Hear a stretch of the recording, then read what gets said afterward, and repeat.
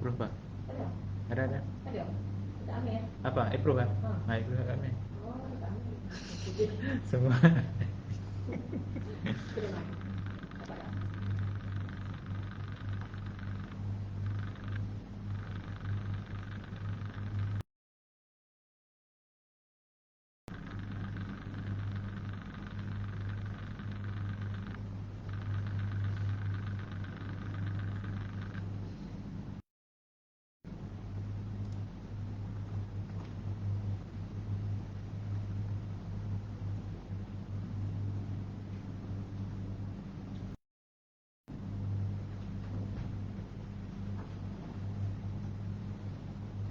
Ada tengok, ada video.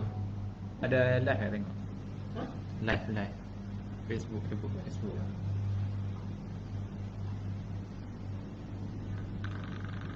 Ada? Kalau mana dia cakap apa? Dia cakap start lagi kan? Belum start lagi. Tu dia cakap masa saya macam tu lah. Dia tengok tu bukan tengok apa pun. Dua tak. Tak apa, nanti dia akan masuk sekejap. Biar. Dia kata, InsyaAllah. InsyaAllah buat betul-betul banyak lah. Tu.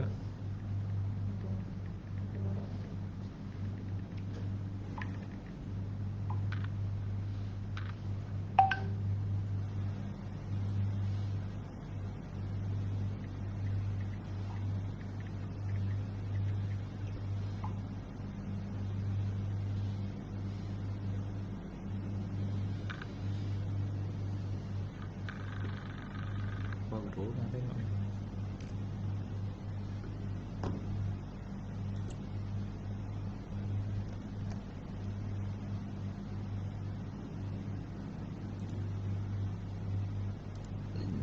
Alhamdulillah, insyaAllah.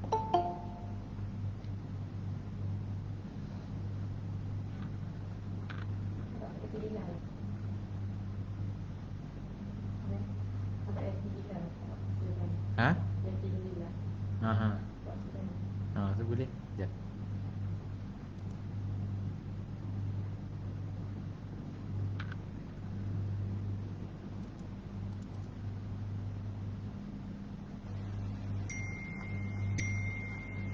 Mati dah. Ada ni.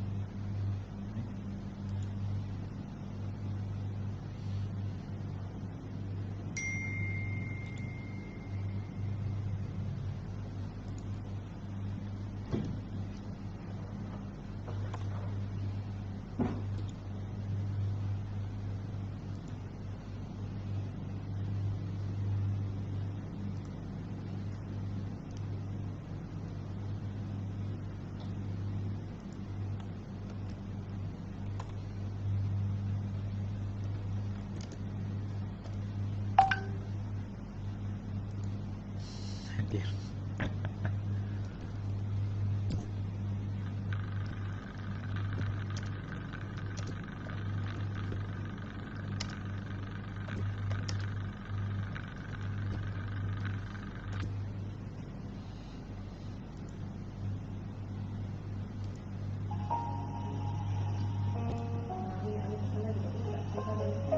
Tu lah. Dengar tak lagu ni? Tak dengar kan? Ha? Ambil apa? Busy apa ni? Kisah kan? Tahu lah, cuma tu lah. Tak buka mic punya. Cepat masuk semua. Ui, tak boleh buka. Dah kena buka dulu lah, tak jadi. Dia kena salah satu.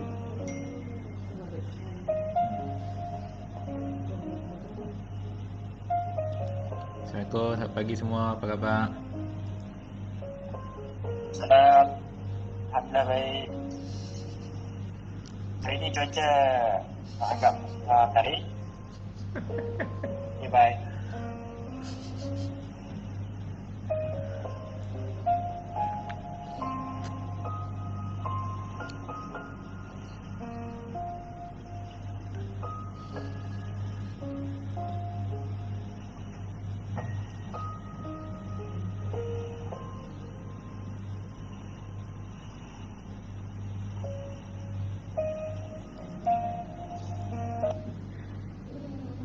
Ya, Jana.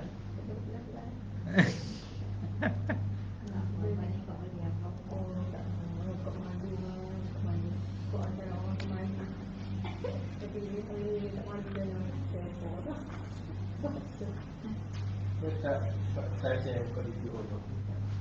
Takut Amin kalau buat share, takut dia apa? Hilang kat apa Facebook.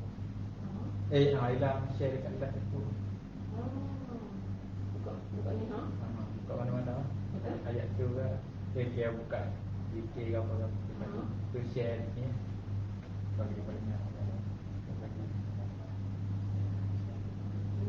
Share konten. Cuba. Oh, boleh dah kita.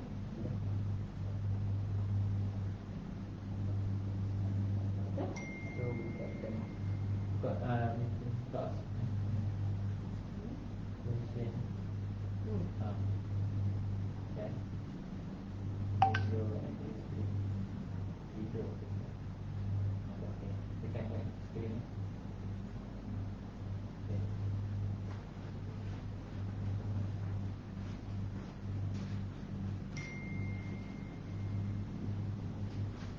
Lepas tu Stop. stop. Stop dia hilang. Ya. Ingat tak ni? Tak dengar. Ingat.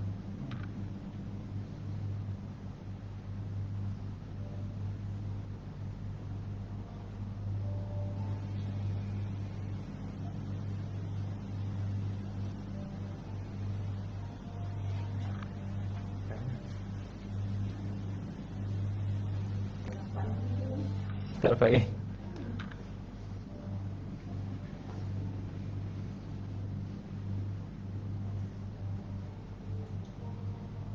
Dengar bergema bergema. Oh, Apa tadi tadi?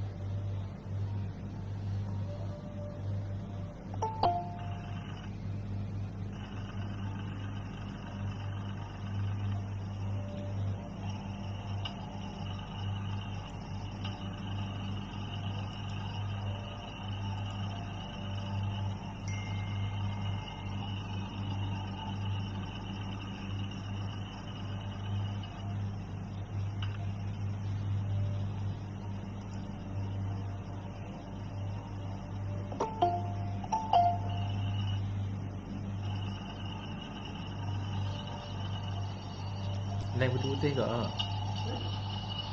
Lain putih. Sekejap ni nak buka.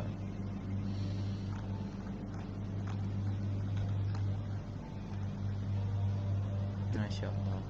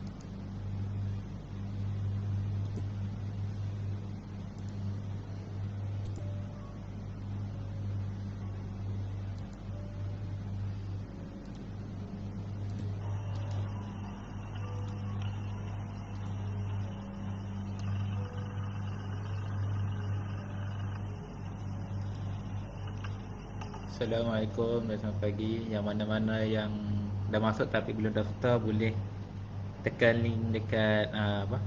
komen. Okey, sekian, terima kasih. Boleh tak? Terima kasih. Assalamualaikum. Selamat pagi. Yang mana-mana yang dah masuk tabik daftar boleh tekan link dekat komen. Oh, okey, bunyi lah. Dekat apa? Terima kasih. Dekat live ni bunyi lah. Dekat Facebook.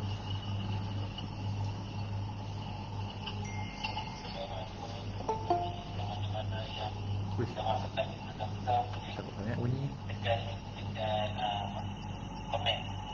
Oh, okey, bunyi lah. Dekat apa? Dekat Tahu buat pula juga.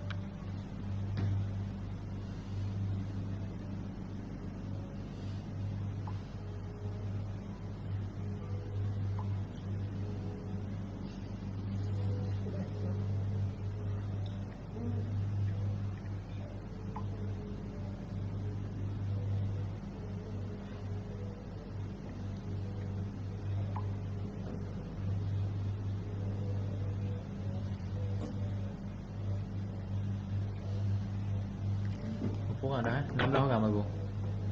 Target nak 30. Okey, nak 30.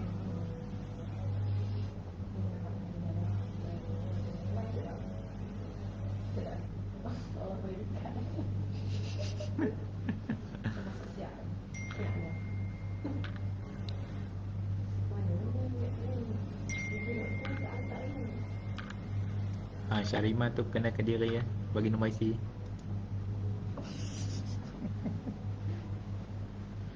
dah Ahmad dah. Okey, bagus, bagus.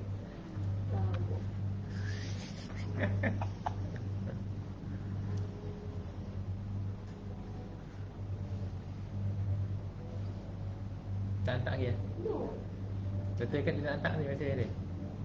Dia mesej kau dia nak hantar kau.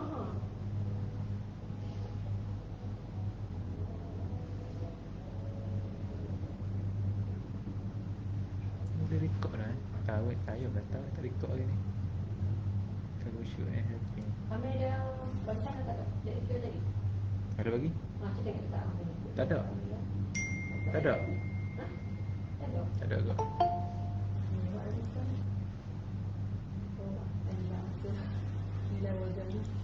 Makan dia tu makan nasi dulu kot.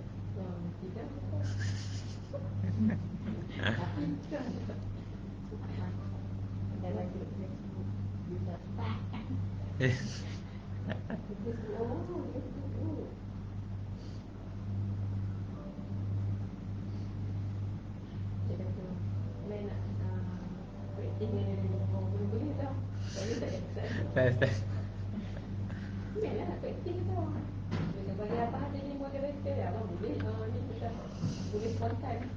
Tak kaget lagi. Tapi kalau dia tanya siapa, abang ambil ni. Yang kata dia tunjuk muka lah. Kalau dia tak abang nak bagi ambil. Ada. Dia buat spontan dia betul cakap.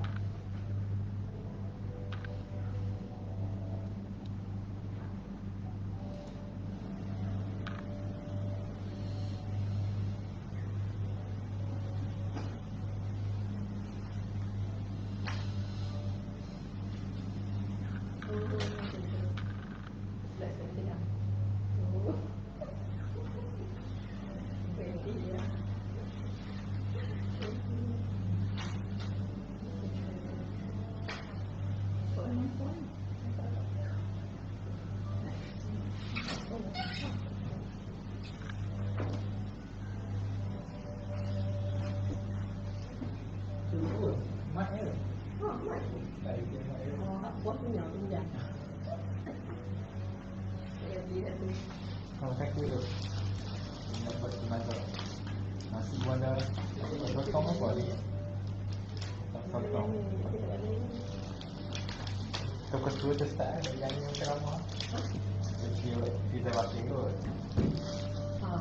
Abang tengok dia tak Ha. tengok. Okey.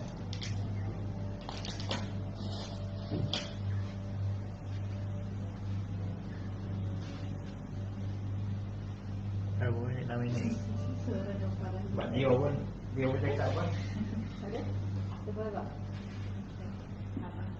Dia sungguh dia. Memang lagi dah kena nama tak lagi. Result apa? Kalau kita jangan tak. Sebab dia pun cakap lain teruk tadi kan. Nak download mesti teruk ni. Jangan Wah. tak apa pula kita edit bagi masuk lah.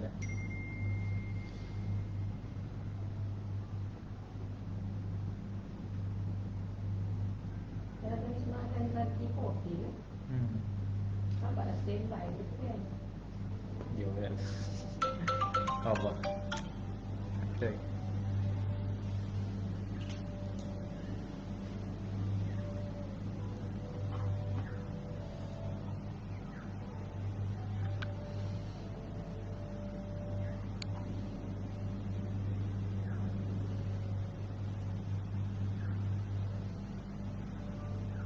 Facebook.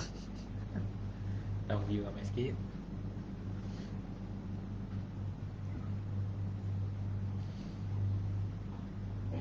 Kak doktor bagi dah link apa? Bagi dah.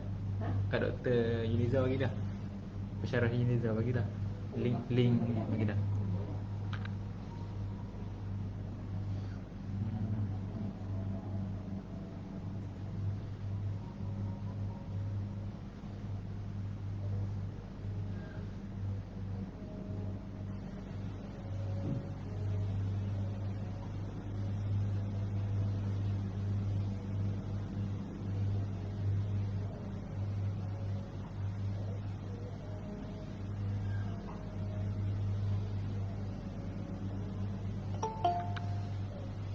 Nur Maisarah.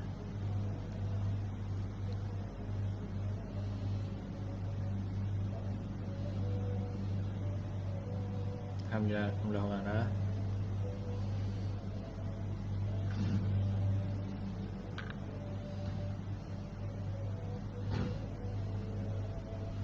Nak ambil gambar dulu sebelum start. Oh, boleh.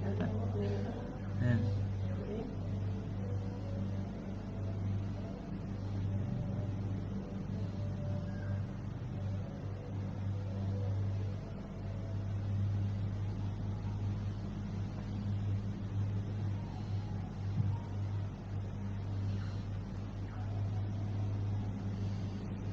Allah Akbar.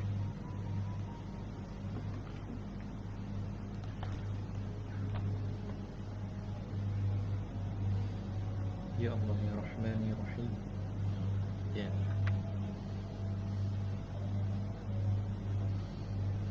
Tiga minit lagi ya.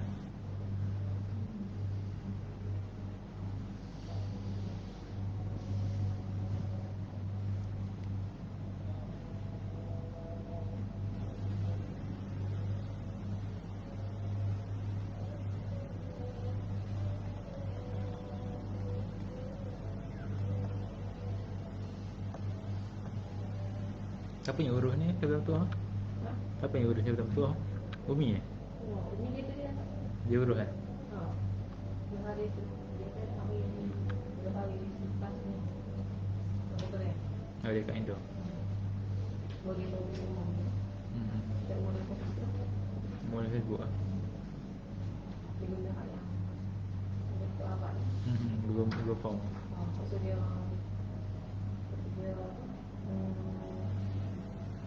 buat video live lah atau tak yang untuk putar kan. Video tu.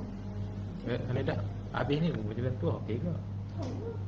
Sebab orang-orang semua tu macam tu lah ni. Tak tanya dia. Ya. Dia tu boleh buat ni tau.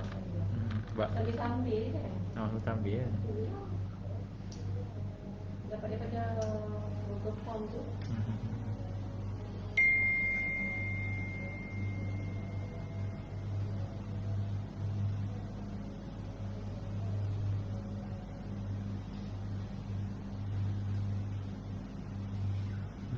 Ya.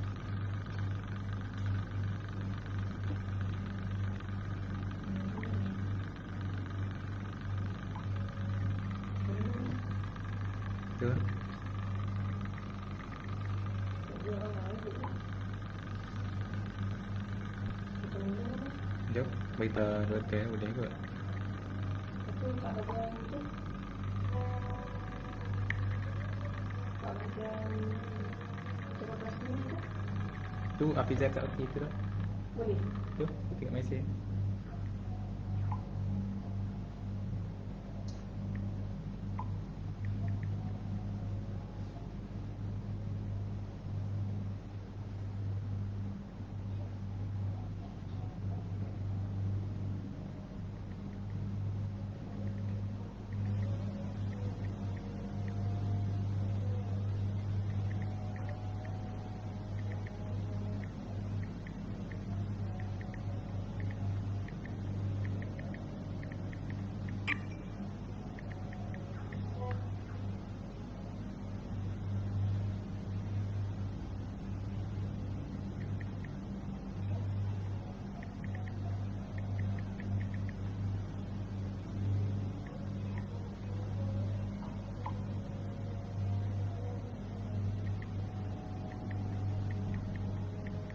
Jom, 10.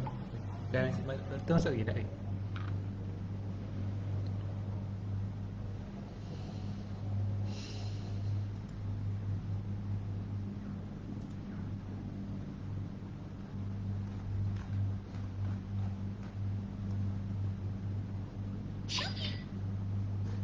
Shopee Bulog.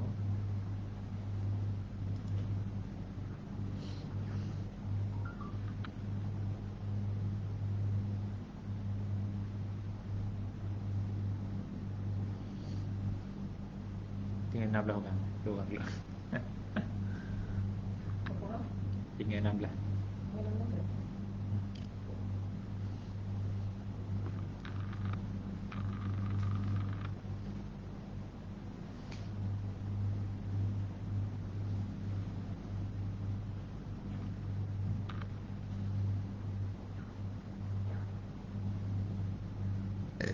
Alhamdulillah, syukurlah.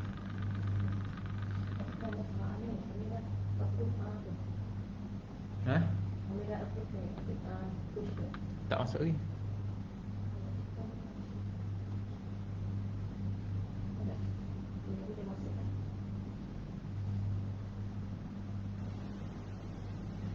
Ada link Google Form je.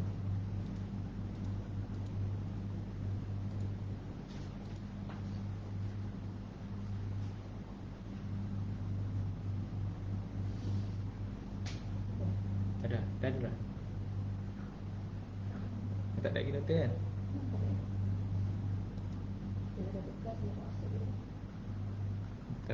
Tarmizi aja tak ada ni.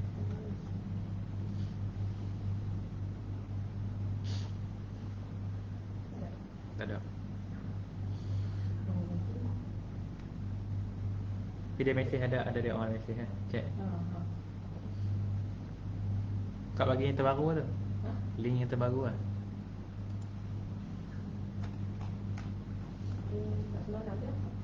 Baru kan?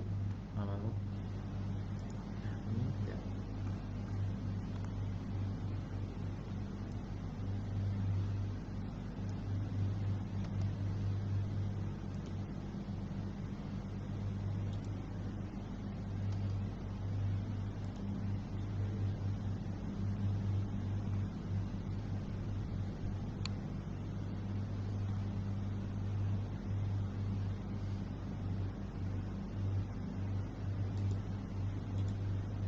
Oh.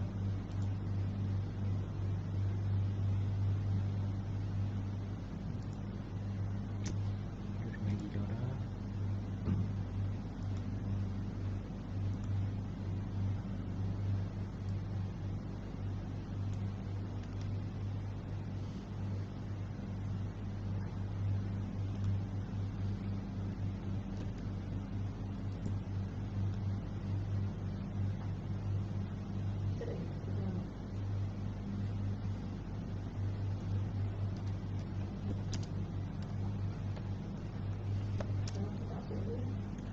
Ada lagi.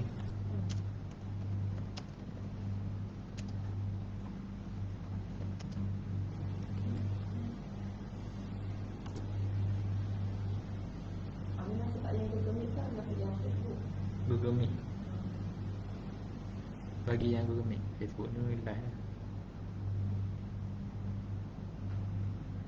Allah, maaf semua tengah kerja hari ni tak boleh ambil cuti. Tak apa, kita umum je lah.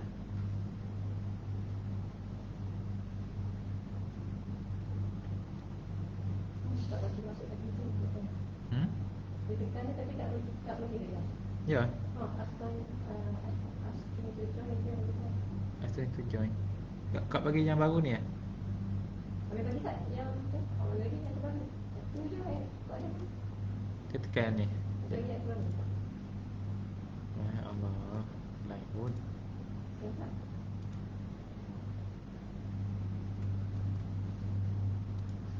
Yang boleh masuk ni.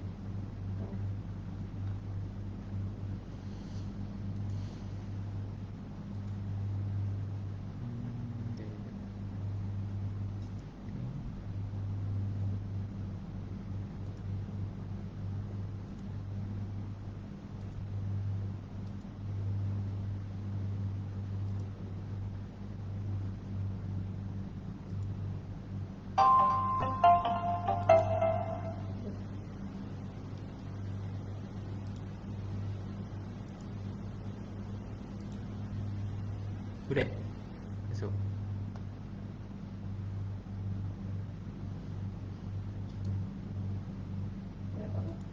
Dia kat tak dapat. Ni dekat ni. Allah, live slow dah. Patut pun. Dan WhatsApp tak masuk-masuk. Hari tadi kan tak WhatsApp ni. Tak lepas kan. Sekejap.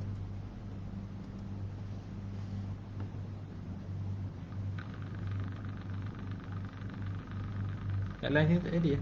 Yang dekat pelik ke.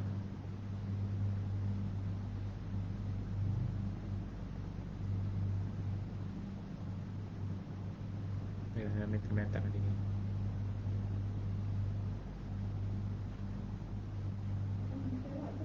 Macam tak lepas ke? Jangan betul masuk lah sini. Kau masuk situ ke kan? Kat tekan tu kat dia.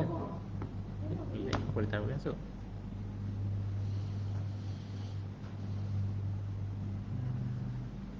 Sekejap.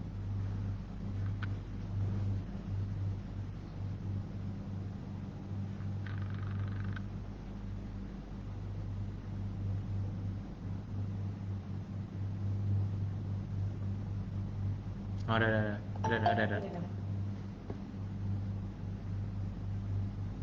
Jom.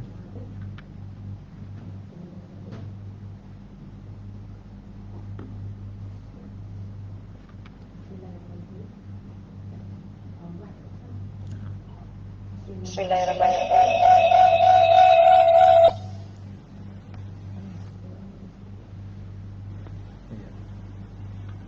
Kita boleh mula ya? Ya. Okey. Try.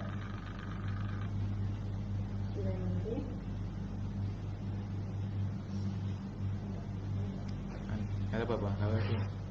Lembut bicara maka bertentang. Tangan dihulu penuh kemesraan. Majlis bermula bersulangkan salam. Dan mewakafkan selamat datang. Berbahagia Encik Ahmad Tarmizi bin Abdul Aziz, di mana pengarah Pusat Strategik dan Pengurusan Sistem Kualiti Universiti Sultan Zainal Abidin. Yang dihormati Profesor Madia Dr. Fazila binti Mahsin, Pensyarah Pendidikan Universiti Utara Malaysia, Barisan Rakan-rakan Seperjuangan Universiti Utara Malaysia, dan para hadirin yang dihormati sekalian. Assalamualaikum dan salam sejahtera. Biji selasih boleh dimakan, menjadi berisa sedap tak kering. Selamat datang kami ucapkan pertama seri majlis kami. Untuk memberkati majlis kita pada hari ini, dipersilakan Encik Amir Akif bin Muhammad Syukuri untuk membacakan doa. Dipersilakan. Semua kitab Al-Fatihah. Auzubillahi minasyaitanir rajim. Bismillahirrahmanirrahim. Alhamdulillahirabbil alamin. Arrahmanir rahim. Maliki yaumiddin. Iyyaka na'budu wa iyyaka nasta'in. Ihdinas siratal mustaqim. Siratal ladzina an'amta 'alaihim ghairil maghdubi 'alaihim waladdallin. Amin. Bismillahirrahmanirrahim. Alhamdulillahirabbil alamin. Wassalatu wassalamu ala asyrafil anbiya'i wal mursalin wa ala alihi wa sahbihi ajma'in. Ya Allah, ya Rahman, ya Rahim, hanya padamu sahaja kami panjangkan kesyukuran atas segala rahmat dan berkat-Mu. Bersempena dengan majlis pada hari ini, kami mohon inayah dan taufik-Mu. Kurniakanlah kesejahteraan dan kebahagiaan kepada kami. Bukakanlah hati-hati kami, lapangkanlah dada-dada kami supaya kami dapat mengisi ilmu dan pengetahuan yang berguna untuk agama, bangsa dan negara. Kami memohon kepadamu agar Engkau berkatilah majlis ini dengan limpah rahmat-Mu. Semoga segala usaha kami dalam menjayakan majlis ini dapat keredaan hidayah-Mu. Sesungguhnya pada hari ini kami berkumpul kerana-Mu, ya Allah. Kami berkumpul untuk menimba ilmu, bertukar pendapat, menyumbangkan buah fikiran, menghubungkan silaturahim dan memberi sokongan ke arah meningkatkan lagi prestasi kami. Kami memohon kekuatan dari hadrat-Mu, ya Allah, supaya kami yang hadir pada hari ini agar kami dapat melaksanakan segala kebajikan, dan kami mohon perlindungan dengan Engkau daripada melakukan keburukan. Ya Allah, kurniakanlah kepada kami kekayaan ilmu pengetahuan. Hiasilah diri kami dengan sifat lemah lembut, serta muliakanlah kami dengan ketakwaan dan keindahan diri kami dengan kesihatan. Hablana min azwajina wa zurriyyatina qurrata a'yun waj'alna muttaqina imama. Rabbana atina fid dunya hasanah wa fil akhirati hasanah wa qina azabannar. Wa sallallahu ala sayyidina Muhammad wa ala alihi wa sahbihi wa baraka wa sallam. Walhamdulillahi rabbil alamin. Amin, amin ya rabbal alamin. Terima kasih Encik Amin di atas bacaan doa kita tadi. Bagi memulakan majlis pada hari ini, kali ini, dijemput Encik Hafiza bin Abdul Duim selaku ketua kumpulan untuk menyampaikan ucapan. Dipersilakan.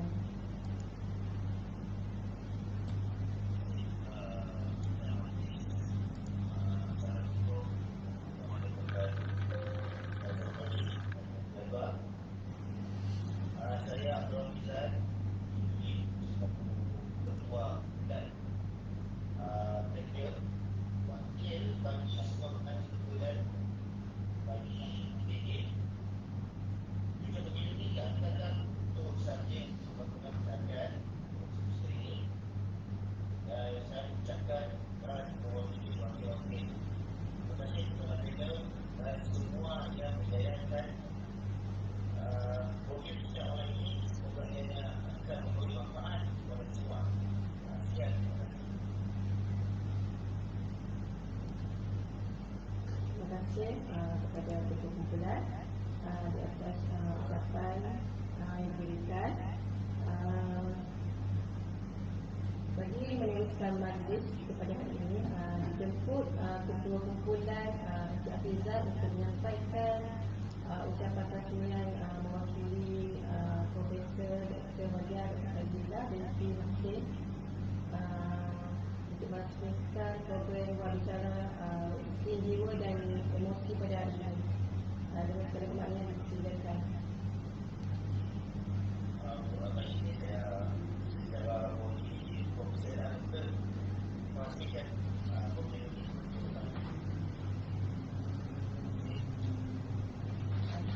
Terima kasih kepada kumpulan Encik Hafizan. Sebelum kita mulakan majlis wawancara kita pada kali ini, baiklah kita sama-sama saksikan sedikit paparan daripada kumpulan kami bagi memperkenalkan penyanyi dan kumpulan yang terlibat dalam program ini. Kita saksikan.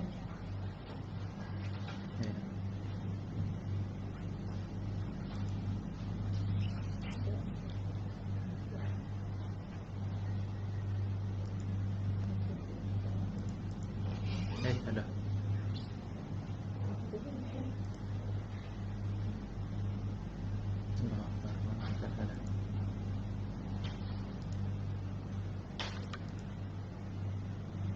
Bismillahirrahmanirrahim. Tak jadi.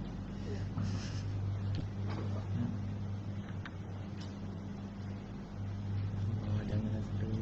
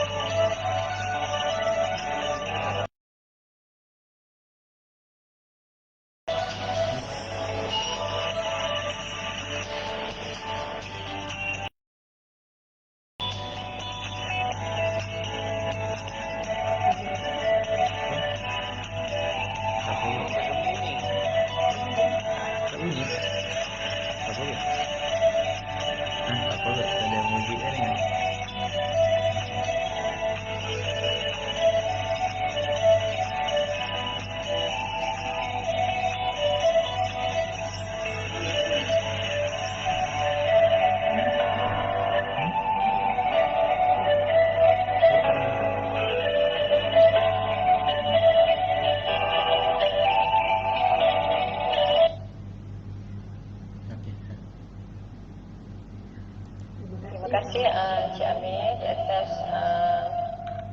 paparan slide tadi.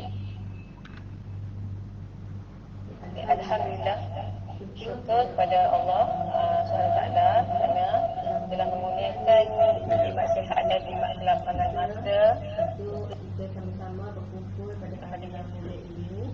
Walaupun kita tidak dapat bermuka secara digital, tapi Alhamdulillah kita dapat berkumpul secara maya. Di topik yang akan kita bicarakan pada hari ini, kami kira amat menarik dan penting sekali memandangkan situasi yang dihadapi oleh masyarakat pada hari ini. Waktu dewasa ini kita seringkali terlihat dan terbaca di media-media sosial dan banyak kes berkenaan tekanan perasaan dan stres yang dihadapi oleh masyarakat kita. Tekanan di tempat kerja, tekanan di sekolah, bahkan di rumah kita. Situasi yang dihadapi oleh negara dan masyarakat kita kini iaitu pandemik COVID-19 telah menambahkan lagi parahnya permasalahan ini. Sebagai contoh, pandemik COVID-19 ini telah menyebabkan ramai rakyat kehilangan pekerjaan.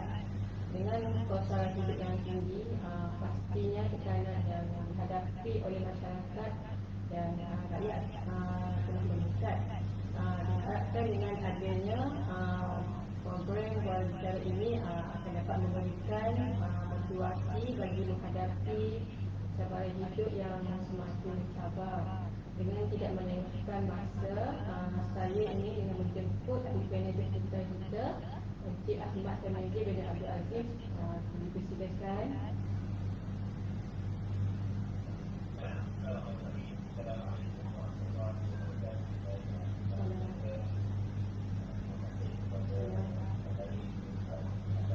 Assalamualaikum warahmatullahi wabarakatuh. Kau buat sikit kan? Paling kuat dah. Para tuan-tuan dan puan yang saya kasih sekalian. Pertama sekali alhamdulillah rabbil alamin wassalatu wassalamu ala asyrafil anbiya'i wal mursalin wa ala alihi wa sahbihi ajma'in. Rabbi shrah li sadri wa yassir li amri wa hlul 'uqdatam min lisani yafqahu qawli. Ya Allah ya Rahman ya Rahim. Aku mohon padamu ya Allah dan kau dapat dalam itu permudahkanlah serta dengan lisanku. Semoga apa yang disampaikan nanti dapat dipahami dan diamalkan oleh diri saya dan juga para pendengar sekalian. Pertama sekali saya ucap terima kasih sekali lagi kepada nama kelab ataupun kumpulan PJJ ya. Kan kumpulan PJJ kan? Ya, betul. PJJ perkahwinan jarak jauh kan ini. Jarak jauh kan? Betul. Okey. Tak berat. So, kumpulan PJJ yang sudi menjemput saya untuk sesi perkongsian pada pagi ini. Dan saya sebenarnya terdengar PJJ ni saya rasa sangat teruja dan juga saya rasa respect, hormat yang tinggi kepada tuan-tuan puan yang ada dalam grup ini kerana ialah untuk jadi pelajar PJJ ini bukan satu perkara yang sangat mudah tetapi memerlukan pengorbanan yang sangat banyak untuk memastikan impian ataupun matlamat yang telah diimpikan itu menjadi kenyataan. Jadi saya ucap tahniah dulu kepada semua yang ada dalam ini kerana anda ini adalah contoh yang terbaik kepada anak-anak muda di luar sana bahawa walaupun kita bekerja, walaupun kita mungkin umur kita tak berbeza ataupun mungkin kita dah dari segi laluan yang berbeza, tapi demi mencari ilmu, demi mendapatkan 10 ijazah dan sebagainya, kita tetap teruskan. Tahniah saya ucapkan kepada anda semua. Itu satu kreditan kepada anda semua. Okey. So, bila cerita tentang satu buah bicara ini tentang vaksin jiwa dan emosi, kan? Saya sengaja sebut beritahu kepada para kata sebut ada bilang kalau boleh kan. Sebab apa saya pilih tadi? Sebab bila sebut tentang vaksin, apa yang terfikir di bidang kita akan teringat tentang COVID-19, kan? Dan apabila kita sebut vaksin, dia kait dengan COVID. Dan bila berkait dengan COVID, dia berkait dengan perkara-perkara lain. Akan timbul dalam kepala kita apabila kita sebut COVID, kita akan timbul perkara berkaitan dengan kematian. Timbul dalam kepala kita berkaitan dengan peristiwa-peristiwa yang bermula bulan 3 tahun 2020, iaitu PKP, Perintah Kawalan Pergerakan. Pula disambung lagi dengan berbagai PKP dan sebagainya, pasal 1, pasal 2, 3, 4. Dan sebalik cerita COVID ini juga, sebalik PKP dan sebagainya, kita juga dikejutkan, dihidangkan, ataupun kita akan teringat kes-kes yang menyebabkan orang tak ada makanan, orang tak cukup makan minum, orang tak ada pendapatan, tekanan ekonomi yang semakin memuncak, yang menyebabkan akhirnya keadaan persekitaran seperti itu menyebabkan ramai rakyat kita, rakan-rakan kita, tak mungkin tak semua, tetapi sebahagiannya yang terkesan dengan COVID-19 ini menyebabkan mereka berada dalam keadaan yang sangat tidak stabil. Bukan sahaja tidak stabil dari segi fizikal, tetapi dari segi mental, dari segi kesihatan mental, dari segi kesihatan emosinya dan jiwa. Dan justru itu betul, sekarang ini kita telah tetap vaksin, vaksin 1, 2, 2 dan booster. Tetapi vaksin yang kita ambil itu hanya melibatkan kesihatan diri secara fizikal, secara fizikal untuk lawan virus COVID.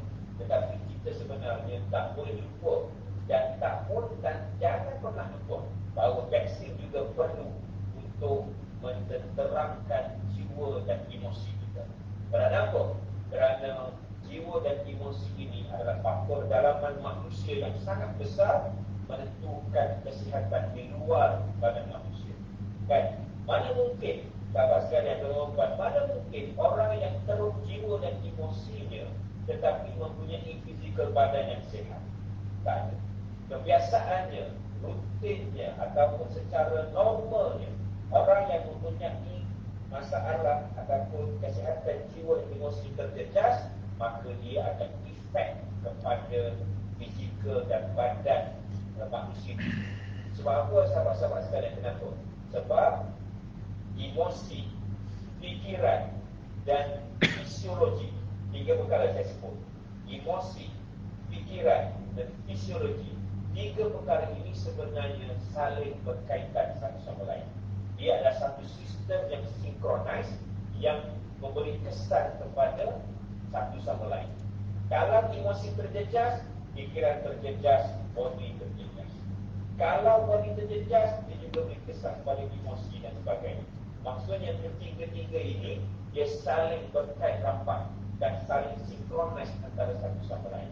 Sebab itu tuan-tuan, sahabat sekalian, hari ini kita belajar satu saja, iaitu bagaimana kita nak vaksin jiwa dan emosi kita supaya kita boleh berikan booster kepada diri kita. Sahabat sekalian, ada kajian, tuan-tuan, ada satu kajian, nak cerita pada tuan-tuan, ada satu kajian dibuat, 2 kumpulan manusia dikumpulkan dalam 2 bilik yang berbeza. Yang mana kedua-dua kumpulan manusia ini adalah pesakit-pesakit yang demam biasa, yang demam-demam, kan demam semua begitu. So doktor ini, dia datang ke bilik satu, dia kata, makanlah ubat ini, okey, tapi ubat ini masih lagi dalam kajian. Tak tahu lagi kesan ubat ini berkesan atau tidak, dalam kajian, dalam 30% begitu. Mungkin berkesan, mungkin tidak. Tapi you cuba makanlah, tengok macam mana boleh cure tak kesemuan demam you populasi. Kemudian pergi ke bilik nombor 2, bawa ubat yang sama. Tetapi doktor cakap apa?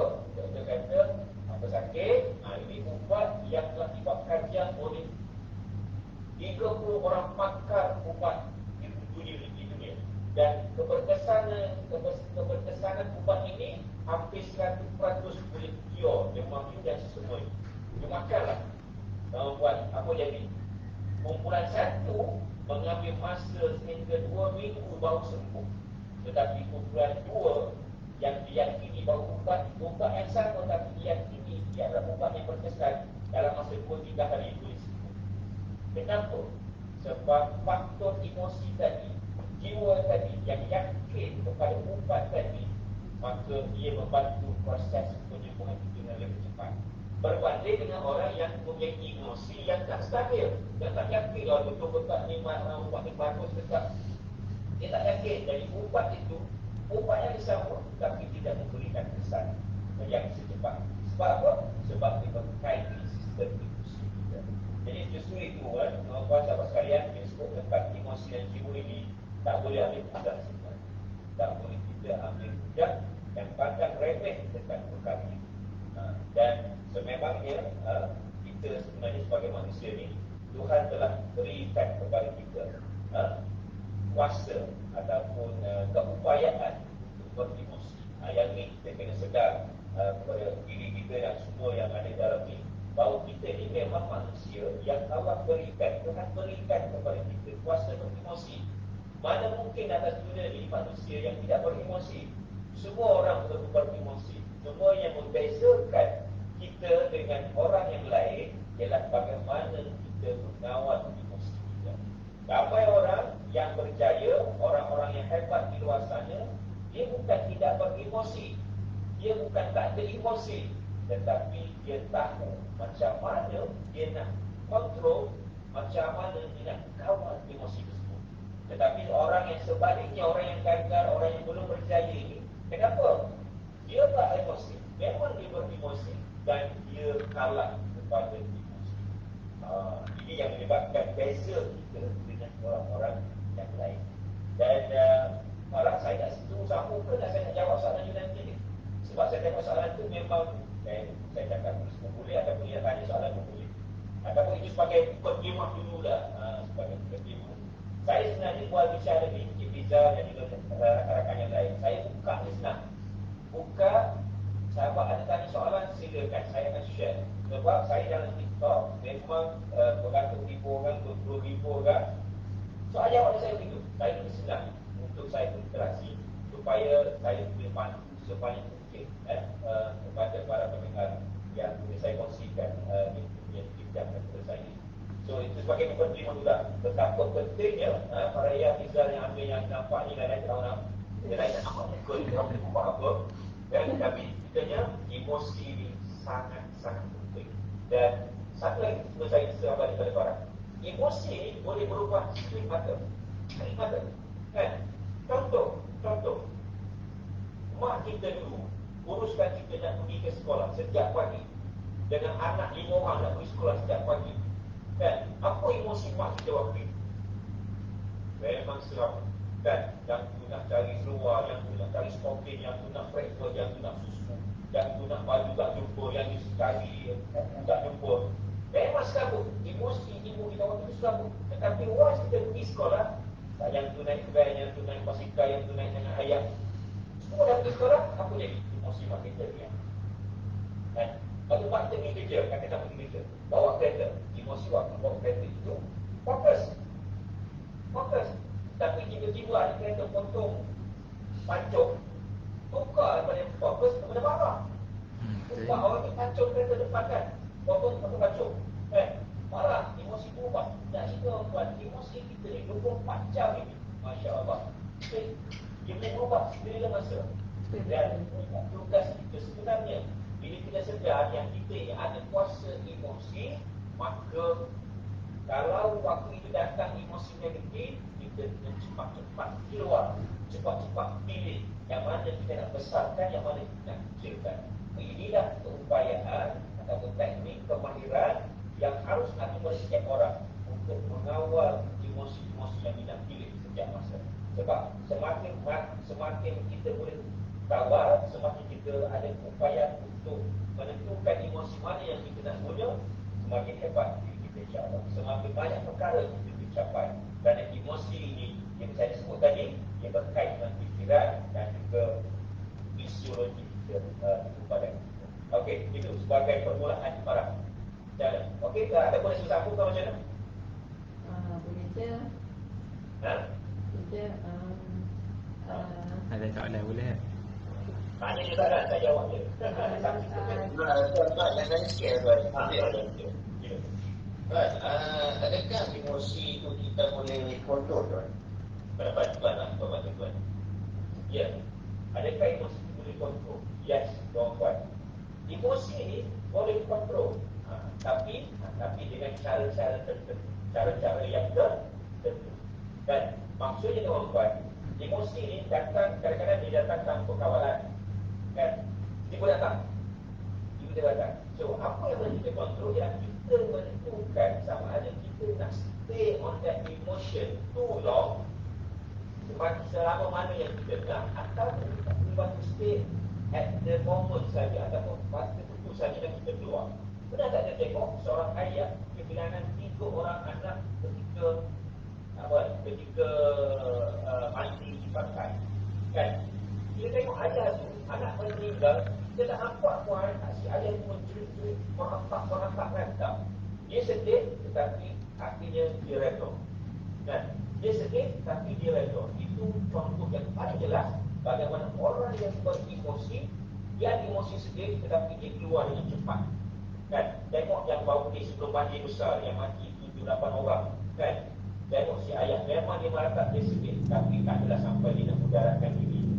Memang ambil masa untuk dia membati emosinya dan menerima kejadian yang berlaku. Akhirnya dia akan keluar dari emosi. Mungkin ambil masa beberapa hari itu terpulang kepada ini. Tetapi jawapan saya pada Tiga tadi, memang kita ada kuasa, ada keupayaan untuk mengawal emosi. Contoh satu lagi, kita bawa kereta, kan? Tiba-tiba orang langgar belakang, orang langgar kereta, kan? Di belakang.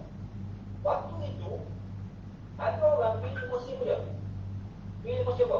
Buka pintu kereta, ambil steering lock dan pukul, kan? Sebab apa? Sebab waktu itu, apa sebab kita pilih aku nak marah? Apa ni? Dalam sebelum bawa kereta tadi bergaduh dengan bini dah atau bergaduh dengan kawan dah, tiba-tiba orang kau memang cari pasal orang belakang. Kita pilih emosi nak marah. Tetapi ada orang kita tengok orang kan? Orang kan? Dia kata Allahu Akbar, pujian. Dia sebut Allahu Akbar kan, pasal dia ingat pujian Allah, pujian Allah. Dia keluar dengan relax.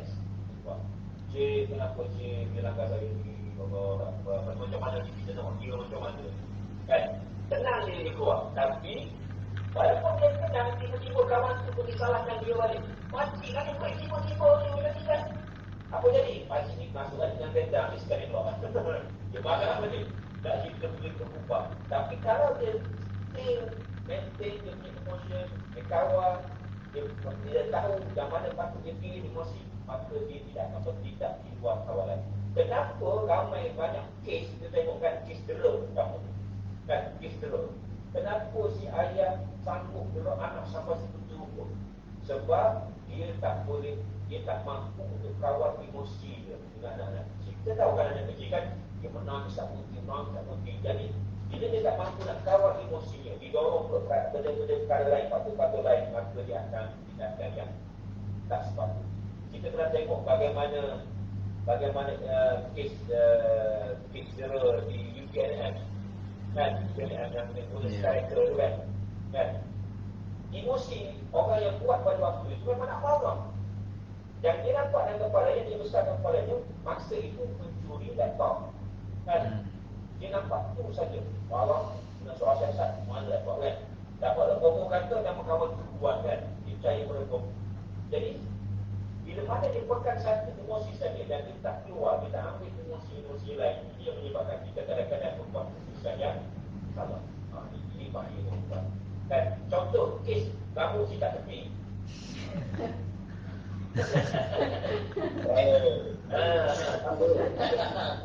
Ada sikat tepi tak lagi?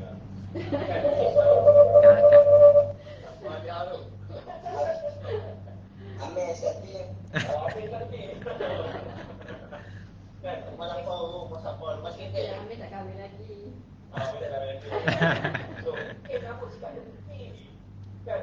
Kalau ikut emosi, tengok komen yang orang perempuan kan. Bila dia terlalu beremosi, dia komen. Oh, memang dahsyat kan? Memang masalah matilah lagi punya.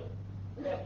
Tetapi kalau orang ini, orang yang boleh kawal emosi, dia tak terpengaruh dengan emosi yang marah, dengan kecewa, maka dia akan komen dengan sangka baik. Sangka baik macam mana? Tidak saja saya kata sangka baik sepanjang masa, tapi dia kata mungkin ada sebab yang kita tak tahu sebab cerita yang berlaku.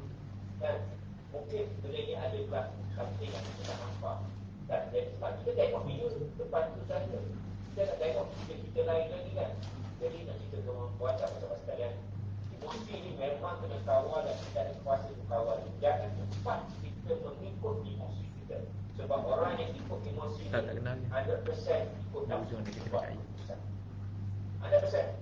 Wah, dia ikut emotion nak buat pesan, memang istilahnya ikut nafsu ini. Dan kadang-kadang bila ikut nafsu ini, keputusan yang kita buat di saat itu akan menjadi keputusan yang tidak matang ataupun ada lompat-lompat yang menyebabkan akhirnya memberi kesan balik kepada diri kita. Kita juga berada dengan keputusan yang kita buat. Okey? Saya baca soalan satu, Farah. Rusdi Rashid tanya ni.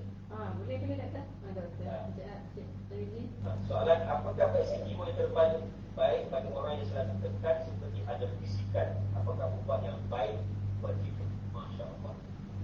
Yang ni dia ada bisikan ni bahaya. Alright, saya akan pergi kepada jawapan ini. Sekejap nanti Pak ada soalan Farah pun lebih kuat sama. Bagaimana nak membina jiwa yang resilient ataupun emosi yang resilient. Kan? Emosi yang resilient ini bermaksud dia ada ketahanan diri yang kuat. Walaupun jatuh, walaupun didesak, walaupun tersungkur, tapi mampu untuk bangkit dengan cepat dan pantas. Itu emosi yang resilient. Jadi bagaimana nak bina? Bagaimana nak bina ataupun bagaimana kita nak dapatkan basic jiwa yang terbaik untuk orang yang ada selalu tekanan ini. Okey. Saya bagi banyak tips saya cuba ringkaskan. Dan kalau tak faham boleh tanya balik. Pertama step, ni dah dijawab soalan Farah. Ada soalan Farah yang tanya kan.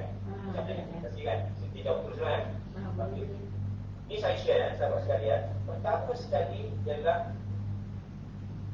ini nombor satu Kalau saya tanya, sebelum saya jawab saya tanya Farah, dalam telefon rosak, awak pergi mana telefon? Dia telefon, repair. Kalau kaset rosak, awak pergi mana? Kedai kasut. Saya di kedai kasut ataupun saya beli yang baru. Ini banyak lagi baru. Kalau kereta rosak, pergi mana? Pergi baru juga kalau kereta rosak? Workshop. Nak pergi baru kereta rosak? Dah ada duit. Baru. Duit tak banyak. Kan? Dalam telefon rosak, pergi kedai telefon. Kalau kasut rosak, pergi kedai kasut. Kalau jam rosak, pergi kedai jam. Jadi kalau jiwa rosak, kalau hati kita ada something wrong somewhere, maka kembalilah kepada pencipta kita. Itu yang pertama. Nak suka tak suka, please and please and please. Yang nombor satu ni ialah kembalilah kepada pencipta kita yang mempunyai segala jenis macam solusi dalam masalah yang kita hadapi. So kembali pada pencipta dulu. Macam mana kembali kepada pencipta? Tuan-tuan sahabat sekalian, kalau sebelum ini kita makin dari segi solat 5 waktu yang kita tak sempurna lagi, maka sempurnakan solat kita dengan penyembahan kita, penghambaan kita kepada Allah SWT. Solat 5 waktu itu sempurnakan. Kedua, sedekah kita. Tengok sejauh mana sedekah kita setiap hari, walaupun RM1, walaupun RM50, sejauh mana sedekah kita. Guru saya kata, tengok bila ada masalah di hidup kita, jiwa ke, fizikal ke, tak ada rezeki ke, tengok 3 perkara. Satu, solat kita. Kedua, sedekah kita, infak kita. Kan, walaupun kita tak bekerja, walaupun kita bekerja biasa-biasa, sedekah tak nanti nak tukar sedekah juta. Kan, tak nanti kita buat lebih. Jangan tunggu kaya baru nak sedekah. Kan, ada orang yang tunggu dulu, saya tunggu saya jadi kaya baru saya sedekah. Kan, tapi sedekahlah kita bersedekahlah sehingga jadi kaya. Terbalik kan. Kita tidak tunggu kaya baru sedekah kan. Tak, sedekahlah kita jadi orang kaya. So, saya buat pertama solat dan juga infak. Dan sama juga solat ni, bisa macam ni. Kalau dia orang kata, aku buat pandai buat solat, buat kepala baca semua kan. Jangan. Solat dulu sampai kita pandai. Kan? Kadang-kadang orang dia letak halangan dulu supaya dia nak buat sesuatu. Itu yang menyebabkan dia tak buat-buat. Okey, termasuk buat dulu baru kita gila. So, solat, infak. Yang ketiga ni kadang-kadang kita lupa menyebabkan kita ni emosi, jiwa kita tak stabil. Apa dia? Quran kita. Kan? Bagi yang Muslim, Quran jangan tinggal. Sebab ini adalah benda yang sangat penting dalam memberi ketenangan dalam jiwa. Termasuklah Quran tadi, zikir kita. Zikir memuji Tuhan kita. Kan? Zikir ni. Sebab itu cara kita dengan Allah kan, Allahumma ini ala zikrika wa syukrika wa husni ibadati.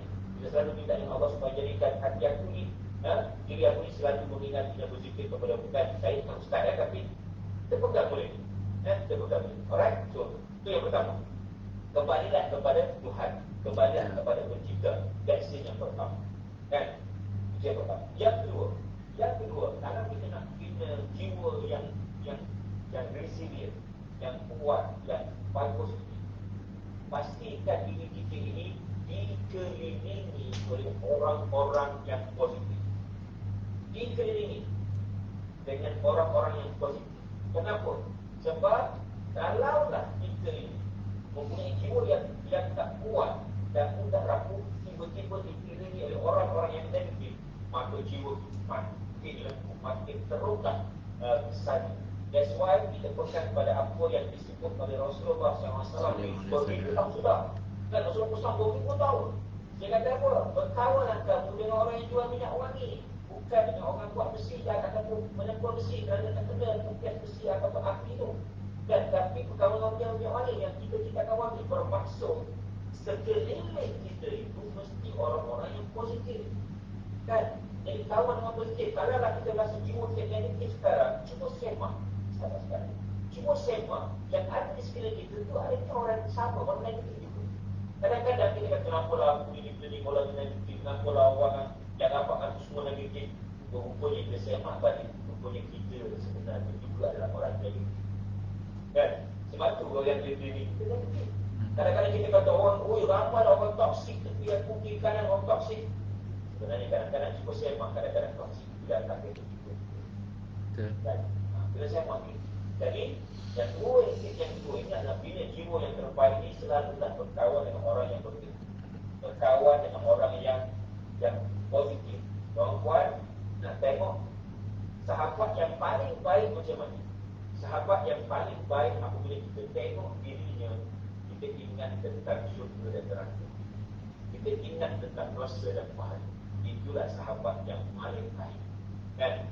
Tapi kalau sahabat tengok dia tu, ajak pergi gelapin dia, ajak pergi disco dia, itu kena nak jauh-jauh. Awal-awal lagi dah kena. Yalah. Jadi, tuan-tuan, sahabat-sahabat sekalian, jagalah sahabat kita dan sahabat. Okay, orang yang ada di sekeliling kita. Kalau kita rasa negatif sekarang, binalah circle yang positif. Cari circle yang bagus. Kan? Saya terlibat dalam TikTok bukan apa baru ketika 14 dah tak tingkat orang dah follow saya 1 minggu lebih kan. Apa saya nampak bila saya buat circle yang positif, orang sangat suka, orang sangat berminat. Sebab apa? Bila circle positif ini dia selalu tengok benda bagus, dengar benda bagus, akhirnya lama kelamaan kita juga akan terkesan dengan benda-benda yang positif. Kan? Sebab apa saya kata yang kedua ni kena jaga circle yang positif, Rushdie, Rashid dan juga yang lain. Kenapa? Sebab bila kita ada circle yang positif, apa je? Bila kita ada circle yang positif, kita akan sentiasa apa? Kita akan sentiasa lihat benda yang positif, kita akan sentiasa dengar benda yang positif. Dan yang paling penting, kita akan dapat merasa. Sebab apa? Sebab sekeliling orang positif. Tetapi kalau orang sekeliling yang orang negatif, kita selalu tengok benda negatif, dengar negatif, dan baca benda negatif.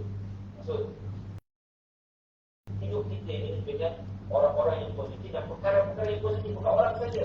Sahabat Rushdie dan lain-lain. Bukan orang saja. Perkara. Contoh. TikTok kan. Tengok negatif. Jangan tengok. Jangan baca. Scroll up. Kan? Ataupun tengok Facebook. Tengok benda yang komen-komen negatif. Masya Allah. Tutup. Pergi tempat lain.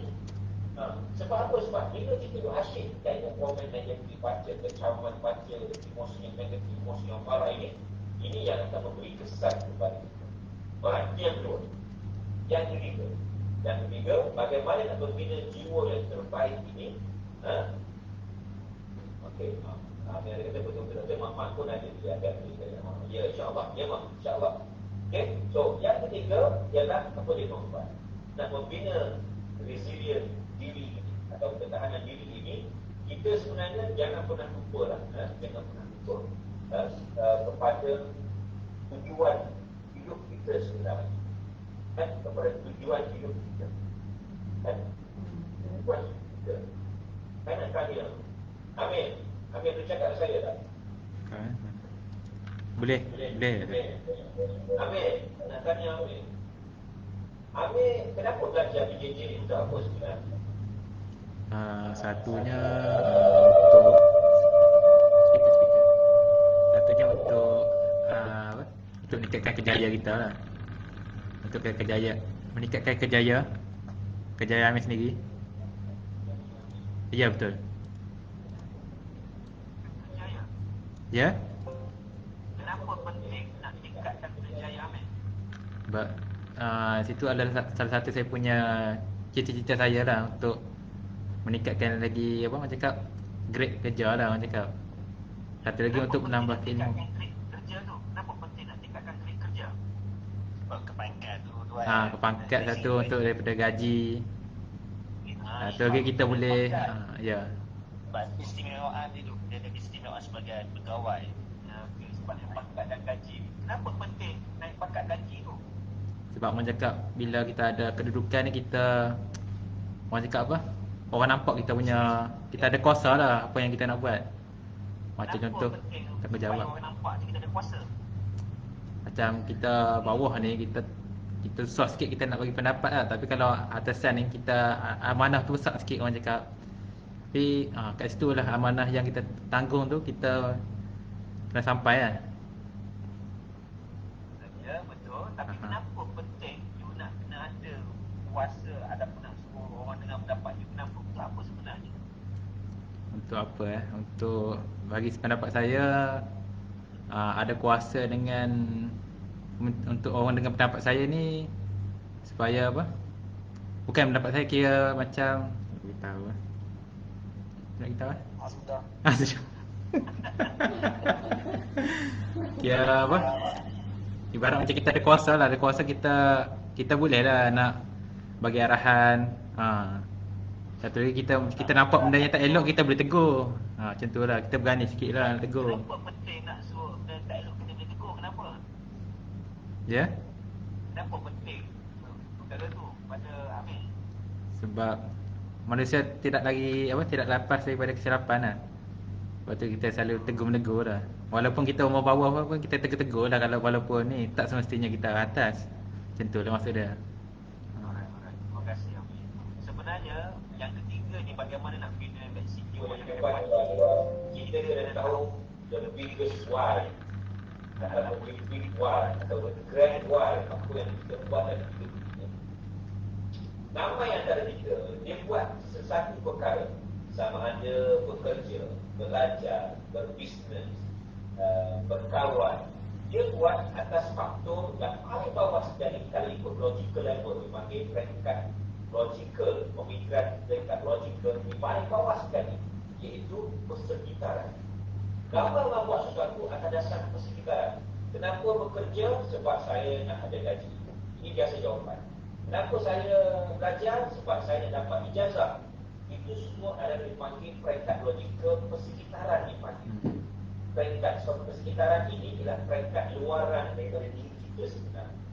Ada juga dia kata sebab saya nak jadi lebih baik, lebih berilmu. Itu peringkat kedua. Iaitu peringkat kelakuan, mengubah kelakuan. Dan mengubah kelakuan. Jadi sahabat-sahabat sekalian, kalaulah kita buat semua perkara hidup ini berdasarkan peringkat persekitaran, kelakuan, benda ini sebenarnya tuan-tuan, sebenarnya apa? Sebenarnya tidak, orang kata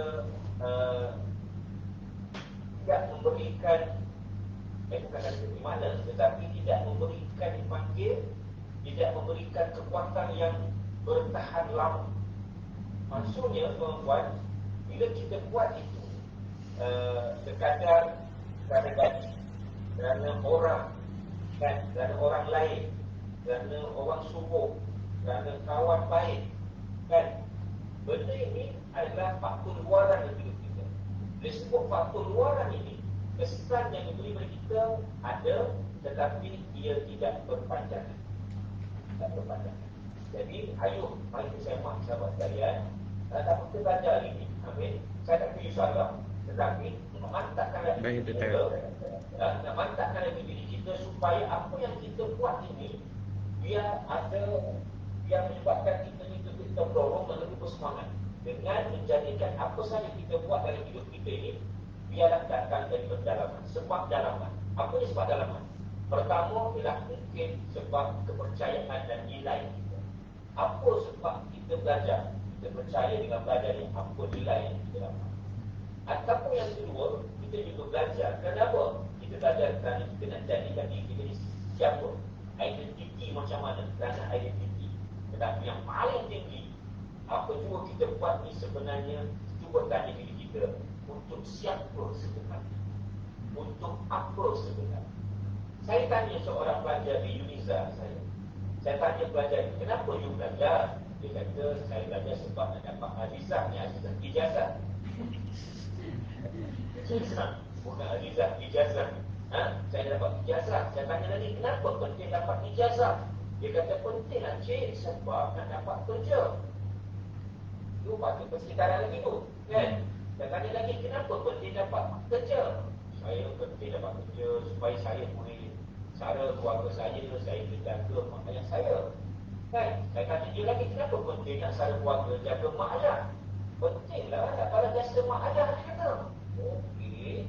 Saya tanya lagi, kenapa penting jaga mak dan ayah? Ya Allah cik, pentinglah jaga mak ayah supaya dapat keberkatan. Oh, keberkatan. Saya tanya lagi, kenapa penting keberkatan? Cik, keberkatan pentinglah nak dapat pahala. Saya tanya lagi, kenapa penting dapat pahala? Dia kata, ya Allah cik, banyaknya soalan. Saya kata, apa jawab dia? Saya kata, ibu jawab, penting dapat pahala supaya saya dapat ke syurga cik. Alright. Kenapa penting syurga? Saya kata lagi. Dia tunjuk dia. Dan ibu kena dapat masuk syurga. Ibu kata, ya Allah cik, penting buat kita dapat reda Allah, boleh jumpa dengan mak dan ayah saya, orang-orang saya sayang, saya boleh jumpa dekat sana. Alright. Saya tanya dia, saya beritahu pada pelajar tadi, saya kata, adik, inilah the biggest why kenapa you belajar di Unisa hari ini. You belajar hari ini bukan sekadar dapat ijazah, tapi you belajar hari ini kerana nak masuk syurga, kerana redha Allah Subhanahu Wa Taala. You bekerja hari ini bukan kerana naik pangkat, tetapi you bekerja tadi dengan naik pangkat. You nak berbakti pada orang, memberi manfaat pada orang lain, dapat redha Allah, akhirnya bersyurga. Maksudnya, sahabat-sahabat sekalian, tuan-tuan, kita buat hari ini, apa saja kita buat, sangkutlah kepada yang di akhir sekali, iaitu mencari redha Allah dan syurga yang abadi. Kenapa? Bila kita buat, kita sangkutkan kepada semua yang ke sana, maka apa jua kita buat, apa saja kita buat, kita tidak akan main-main, kita tidak akan pecah amanah, kita akan buat benda yang salah. Kerana kita tahu every single action yang kita buat di dunia ini ada perkiraan di alam sana. Nah, jadi itulah saya nak menarik ada sekalian yang muda ni, yang semangat ni kan, letakkan peringkat paling tinggi bila kita buat sesuatu itu pas hujung sekali kita punya matlamat yang hujung sekali. Alright, itu yang ketiga. Tahu what is your biggest why dalam tujuan hidup kita. Itu yang akan membentuk kita, akan membuatkan kita tenang jiwa kita, vaksin jiwa yang berkesan, kerana kita tak mengharap pada manusia. Ini penting. Adik-adik sekalian, sahabat-sahabat sekalian, bila kita letak perkara itu, kita tidak lagi mengharap pada manusia. Kan? Kenapa kita selalu tertekan? Kenapa kita selalu, emosi kita selalu tak stable? Sebab kita letak pengharapan itu melebihi daripada apa yang berlaku. Kita dapat terima melebihi daripada expectation kita. Terus tertekan. Kan? Terus tertekan sebab apa? Kita terlalu expect perkara yang luar biasa, besar sangat berbanding dengan realiti itu. Dan sebab tidak akan jadi tertekan. Dan jadi justru itu, especially berharap pada manusia. Kita buat, katakan ambil buat tadi, nak naik pangkat, tiba-tiba tak dapat naik pangkat ni. Nak sembilan kan? Tiba-tiba ambil dalam hati belajar, tiba-tiba tak dapat naik pangkat. Apa ambil kecil, apa ambil akan rasa? Kecewa kan, betul tak? Kecewa. Sebab apa? Sebab ambil harap belajar ni sebab naik pangkat. Tetapi kalau ambil belajar ni, sambung belajar ni, bukan tujuan untuk naik pangkat. Memang penting, tapi it's not the highest tujuan kita untuk belajar ni. Maka kami tidak akan kecewa. Kenapa? Aku belajar walaupun tak dapat apa. Allah tak ada rezekikan aku. Cara lain. Kan? Yang penting aku nak berbakti, yang ilmu aku ada, aku share lagi. Jadi saham untuk aku ke alam sana. Wow.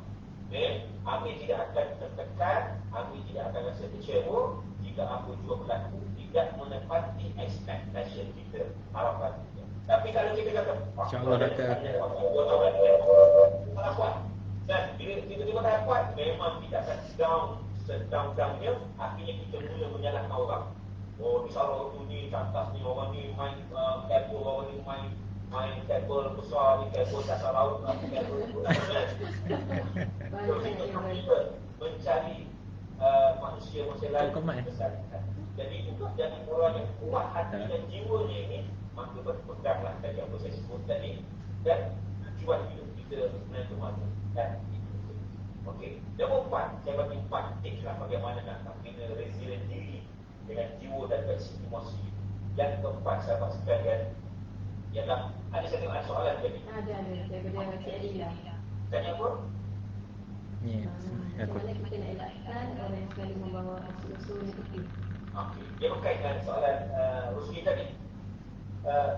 Yes, bila kita dikelilingi orang-orang yang negatif ini, kita kena ingat satu kali bisa. Tuan-tuan buat sahabat-sahabat sekalian. Pernah you all ini kan begini. Kedahkan berata-rata ni kan? Rata-rata. Alright. Rata-rata seluruh Asia. Ya, bisa kat mana bisa? Di kampung tu kat Sarawak. Oh, Sarawak terdekat kawasan Bunyi kena. Dagat. Dekat kecil. Bukan. Okey, siapa pergi pantai? Amir pergi pantai. Ambil. Langkawi. Langkawi Doktor. Okey, Amir Langkawi. Jangan ambil. Banyak Langkawi. Ya. Saya nak tanya Amir sekali.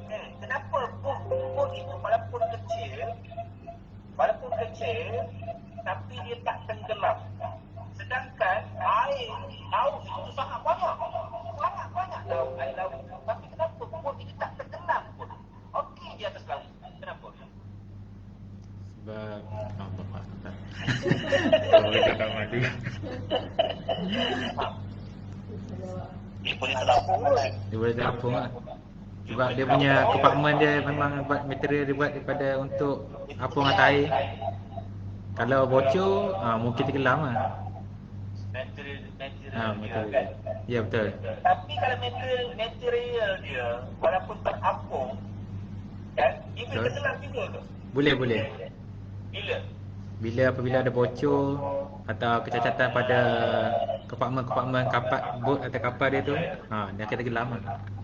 Dia boleh tenggelam juga bila air laut itu mula masuk dalam kapal itu sedikit demi sedikit. Betul. Tetapi bot itu walaupun kecil, air laut banyak tu. Banyak air laut. Tapi dia takkan tenggelam selagi mana air itu tak masuk. Betul. Begitulah hidup kita. Jawapan pada Tutup. jawapan pada Adila tadi, selagi mana we are not allowed, kita tak izinkan air itu masuk dalam kapal kita, selagi itu kita tidak akan karam, Adila.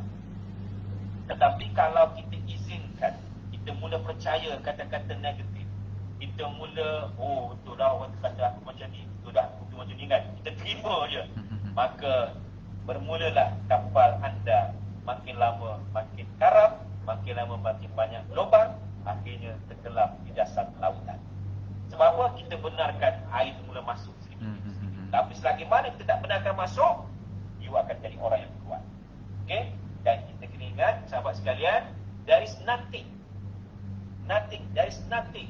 or anything or anybody can affect us, beri kesan pada kita without our permission, dengan izin kita. Selagi mana kita tak izin orang untuk beri kesan negatif pada diri kita, maka benda itu tak akan berlaku. Kan? Akan berlaku. Contoh, saya kata you all bodoh semua. Kan? You all bodoh. You tak akan terasa selagi mana you tak izin. Betul? You tak izin, benda itu terkena beri. Tapi kalau izin, Coach Temisi kata saya bodoh lah, Allah saya bodoh lah. Kan? Kita izinkan. Sebab apa? Sebab kita izinkan. Tetapi selagi mana kita tak izin, orang kata apa? Saya bodoh, you tak pandai ke, you teruklah, you macam ni lah, is okay. Sebab apa? Sebab kita ada barrier. Aku tak boleh biarkan kapal aku karam. Aku tak nak bagi air itu masuk, maka jagalah kapal kita. So Adila sentiasa pegang, there is nothing or nobody can affect me without my permission, without your permission, anda punya permission. So jangan benarkan air laut itu masuk dalam diri kita. Alright, kapal kita. Yes, betul. Ada shield. Tapi shield ini selalulah berpegang kepada Allah Subhanahu Wa Taala. La haula wala quwwata illa billahil aliyyil azim. Dan kita ni tak ada daya dan upaya langsung sedikit pun, sekelumit pun, sebesar zarah pun kita tak ada daya melainkan dengan Allah Subhanahu Wa Taala. Ini kita pegang. Kan tengok tu banjir tu sahabat sekalian, baru beli kereta sebulan 2 bulan, bang habis. Kan baru masuk rumah, sampai 2 bulan, TV macam-macam dia beli barang baru, bang habis licin. Sekelip mata Allah buat. Saya ni dengan cakap tiba-tiba mati pun boleh. Kan anything Allah boleh tarik sekelip mata. Siapa bagi kita belajar dekat PJJ? Allah. Tidak, Allah buat. Siapa izin untuk pergayaan ni jadi? Allah izin jadi. Kan siapa yang bagi kita boleh makan hari ni? Allah bagi kita makan hari ni. Tapi sekelip mata boleh tarik tak? Yes, sekelip mata boleh tarik. Dan sekelip mata. So pegang, kita kena sentiasa kata refresh, ingat semua. Kelantan kata ingat semua. Ingat semua, mok besar. Dikit balak dia kan dulu kan. Ingat semua. Jadi ingat semua. Jadi benda-benda ni bila kita berpegang pada satu-satu prinsip, maka ujian yang datang itu insya-Allah kita boleh laluinya dengan baik. Alright? So itu 4 perkara yang saya boleh kongsi. Dah jawab 2 soalan yang ditanya oleh sahabat kita tadi. Dah pukul 11 dah. Ya, betul. Okey, Tuan. Ada soalan lagi tak boleh, Tuan? Boleh. Sila. Apa pendapat Tuan individu yang anti-basic Tuan? Tuan. Okey. Yang ni saya nak komen lebih pun tak berani, tapi saya cuba komen atas pandangan personal saya. Personal saya. Apa. Sebab banyak pendapat. Ya. Sebab dia orang yang anti-vaksin ini, dia ada pegangan dia. Dan orang yang vaksin ini ada pegangan dia. Bagi saya, orang yang anti-vaksin ini, bagi saya pegang. Saya tak ada. Pendapat saya bagi orang saya ambil vaksin sebab saya mengikut apa yang sami'na wa ata'na. Saya ikut dan patuh daripada pemerintah yang telah diberi tanggungjawab untuk menilai apa yang bagus, apa yang tidak bagus. Okey? Dan sama ada benda yang dibuat oleh pemerintah itu tidak bagus pada asalnya, maka dia yang bertanggungjawab, bukan kita. Kan? Selagi mana kajian menunjukkan ada baik dan bagus dan perintah mufti dan sebagainya kata halal, sebab orang yang diberi kuasa, orang yang diberi autoriti untuk mengkaji itu adalah di peringkat-peringkat tertentu. Jadi kita ni bukan ahlinya. Bagi saya akan ikut orang yang ahlinya. Sebab dalam Islam dah sebut dengan jelas, saya tak ingat lagi sebab saya bukan ustaz, tapi saya yakin dan percaya dalam Al-Quran ada sebut, berpeganglah pada mereka yang telah diberi autoriti untuk bincangkan atau untuk buat keputusan dalam satu perkara. Jadi makanya kita ni tak bolehlah kita memandang-mandang, kita hanya tengok TikTok, kita kata ni tak bagus. Kan tengok video TikTok 30 saat 30 saat kita kata tak bagus. No. Orang yang berautoriti seperti mufti, jakir dan sebagainya itu, mereka ada sistem, mereka ada ahli pemikir yang memang ditauliahkan dalam benda itu, bekerja pasal perkara itu, bukan buat kerja dalam 30 saat. Saya bukan perkara itu. Saya lebih yakin pada mereka seperti itu. Tapi orang tidak sini mungkin dia pegang dengan perkara lain. Tapi bagi saya, selagi mana saya akan pegang pada orang mereka yang buat terjadi. Kalau orang kata, ni tengoklah orang terjadi buat keselipaan salah, itu dia kena jawab dengan Allah lah, dia kena jawab dengan Tuhan lah. Kan? Sebab dia yang buat keputusan, sebab kita rakyat, kita bergantung pada pimpinan yang kita pilih. Kan? Tapi lain kali jangan pilih dia lagi, pilih orang lain pula. Contohnya gitu. Kan? Ada nampak sekali buat kita salah, jangan pilih lagi. Alright? So itulah saya punya jawapan. Cuma yang bagi anti-basic, dia mungkin bergantungannya kepada Allah sangat kuat. Kan? Kepada Tuhan sangat kuat. Dan kita bergantung kepada Allah juga, tapi kita ikut ikut mufti ikut apa yang diputuskan. So bagi saya hormat semua orang lain, cuma jangan sampai satu masa boleh menyusahkan kepada orang lain. Itu dia. Kisah pada siapa? Bukan pada mana lagi, kisah pada anak-anak dan anak-anak isteri keluarganya terlebih dahulu. Artinya menyebabkan susah pada orang lain. Itu penyebab. Tapi kalau you tak rasa you tak mampu dan tak menyusahkan orang lain, okey lah, teruskanlah. Kan? Sekarang ni undang-undang kerajaan dia dah ada buat dah. Yang kerja kerajaan dia wajibkan kan. Dia akan ada tindakan-tindakan tertentu pada mereka yang anti vaksin. Itu yang serah pada autoriti yang bertanggungjawab. Saya tak nak ulas daripada tu. Alright, Izzat. Okey? Okey, Assalamualaikum. Boleh tanya soalan lagi ya? Boleh lagi ya? Tanya soalan berkaitan sejak hari ini kita tahu apa? Ada banyak kes bunuh diri. Lepas tu kes perceraian, kes kawan cakap apa? Sebabkan duit kekurangan kewangan dalam ekonomi kan dari dalam rumah tangga seseorang tu lah. Lepas tu bagaimana cara untuk membina daya kekuatan mental dan emosi bagi menangani isu ini dalam isu COVID-19 ni lah. Alright. Okey. Terima kasih, Amin. Sama soalan yang Abang Cak ni pun lebih kurang sama. Dan dengan jiwa dan sering emosi terhadap kesihatan sesat. Okey. Saya jawab dua ni sekaligus lah. Okey.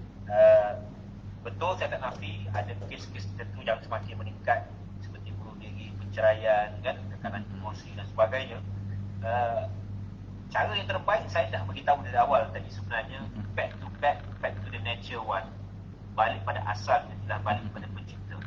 Kadang-kadang apa kes-kes yang berlaku ni dia ada, kalau kita semak susu galurnya ialah mereka tak kuat dari segi ketahanan dalamannya. Ketahanan dalaman bermaksud iman dia dan juga kepercayaan dia dengan Tuhan dan sebagainya. Sebab bila mana dia tak kuat dengan dalaman, ini yang menyebabkan dia akan buat keputusan-keputusan yang di luar jangkaan, di luar pemikiran orang biasa. Sebab apa? Sebab dia telah mendengar bisikan-bisikan tertentu. Dia tak berkawan dengan orang, dia duduk seorang kan. Dia tak ada luahan. Bila orang ni tak ada luahan, sahabat sekalian, apa jadi? Dia akan jadi makin teruk. Orang kes-kes bunuh diri ni kadang-kadang banyaknya datang daripada kalau ikut kajian, dia datang daripada mereka yang langsung tak ada tempat untuk diluahkan. Dia rasa dirinya keseorangan kan. Bila dia keseorangan, dia ada masalah duit tak ada apa semua. Akhirnya contoh ni kan, contoh ni botol air kan. Saya pegang botol air ni kan. Makin lama saya pegang botol air ni, kalau saya tak turunkan, dia akan beri kesan kepada tangan saya. Tangan saya makin sakit. Sebab apa? Saya pegang benda ni terlalu lama. Dan akhirnya memudaratkan tangan saya, kena potong tangan saya. Sebab apa? Pegang beban yang lama. Tetapi kalau beban ini kita kongsi, ada tangan lain terus pegang, tolong support kan, maka makin ringan sedikit beban yang kita pegang. Maksudnya sekurang-kurangnya support ini bukanlah suruh cerita pada manusia yang lain, tetapi ceritalah kepada siapa? Bermudajatlah kepada Tuhan. Sebab itu saya kata tadi, kalau orang tu dia kuat dalaman, even ujian itu sangat berat sebenarnya, tapi dia masih lagi boleh survive. Sebab apa? Sebab dia yakin setiap apa yang berlaku dalam hidupnya itu bukan saja-saja. Semua itu adalah datang daripada Tuhan. Dan ada pengajaran yang akan diberikan daripada situasi dan peristiwa yang berlaku. Tetapi kalau orang tu dia tak ada ruang dah menajak pada Tuhan, dia tak yakin pada Tuhan, dia tak rasa boleh datang pada Tuhan, akhirnya apa jadi? Dia akan buat keputusan diri sendiri. Akhirnya dia pilih untuk tamatkan diri begitu saja. Ini antara cara paling sebut paling bagus, paling tu back pada pencipta. Kembalilah kepada pencipta. Kedua, Ada soalan. macam mana? Ada soalan. Saya jawab dulu yang biasa. Jadi, ambil saya tadi pertama back kepada pencipta. Kedua ialah cara pakar-pakar tertentu untuk buat luahan. Kita kongsikan. Kita dah isi pasal orang punya macam ni, isu rumah tangga ke apa semua kan. Kita ada kaunselor, kita ada pakar secretary, kita ada sport wajar. Kalau di wanita, Jabatan Pembangunan Wanita dan Pembinaan Wanita JPW, dia ada sport wajar. Dan kes-kes dera semua ni boleh pergi pada sport wajar. Tapi kadang kita dia tahu, ramai orang Malaysia dia tahu nak ke mana saluran dia. Jadi dia pegang, akhirnya dia stres, dia akan berkamat tinggi pada diri. Sebab Sebab dia tak tahu nak ke mana. Dan ini ruang-ruang yang kita kena cari supaya boleh release dia punya tekanan tadi. Selagi mana dia pusat syurga, pengasas syurga lagi bermunajat dengan Allah, tak apa. Tapi pengasas syurga tak cakap salah buat, ini akhirnya beri kesan kepada dirinya, answer dan sebagainya. Dan tanda-tanda kita ni dah ada masalah ni, apa dia? Kita menjauhi daripada orang. Kita tak suka buat kejutan dengan orang. Kita tak suka bercakap dengan orang. Saya cerita secara ringkas, tak suka bercakap dengan orang. Kita tak suka bersosial. Kita lebih suka bersendiri dan makan program. Kita banyak menyendiri daripada berada di tempat khalayak. Ini tanda-tanda mula nama serabut, guna serabut pula cipta serabut.